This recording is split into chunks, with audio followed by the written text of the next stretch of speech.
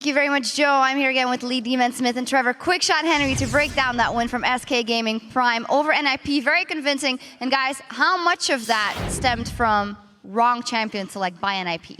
Well, I think wrong champion select is definitely something you have to consider. You know, Joe and DeFisher were talking about the Morgana ban. It's a little obscure because it's not something that Zitan has been running a lot in the past. He locked Braum in super early and it worked in their favor. On the same token, Kikis has been very dominant on Jarvan. We know Ko has played Jarvan in the past. Elise was open. And he picked Eve, which he's got a losing record with. We've got a challenger caster upstairs, Lucy, who's been talking to us about all the games that he's had the pleasure of watching. And Lucy was just not impressed with Ko's picks. And the same token, Alex, one of the most gifted mechanical players on Zillion, a not necessarily playmaking champion. I'm not completely sold. No, absolutely. And if you were to look at SK Prime's team comp at the start, they had a very clear goal.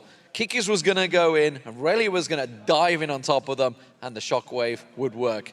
Worked out, I would say, probably 80% of the time. There was a few whiffed where basically Kikis went too far ahead of them and completely outrun them. But overall, you know, SK Prime wanted a fight throughout that game, and every fight was chosen on their own way. Like, at no point did NIP go into that saying, we want to fight. It was a case of, holy hell, they're coming at us again. Let's actually take a look at one of those fights around the Dragon Pit. Let's get that up on the screen. It's actually a moment that SK Prime is already pretty far ahead. Yeah, so at this point in time, you can already see that there's a sizable gold lead in favor of SK Gaming Prime.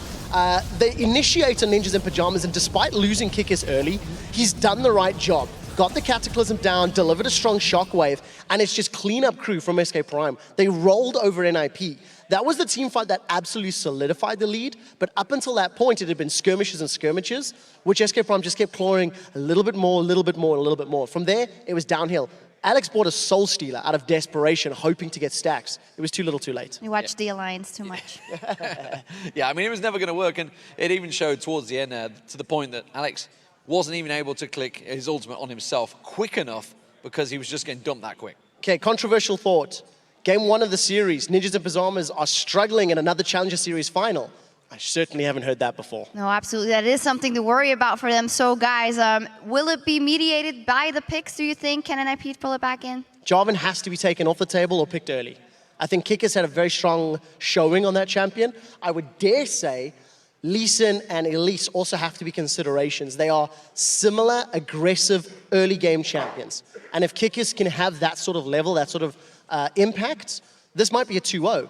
You know, Kikis only recently joined SK Prime once Broken Shard left, and SK Prime seemed to be going through the roof in terms of performance and ability. Yeah, I mean, NIP coming into this one's the #1 seed. Everybody's touting them as the #1 seed for Challenger, hoping that maybe we're going to see this NIP Gambit. The question is, are they? At the moment, it doesn't look like it.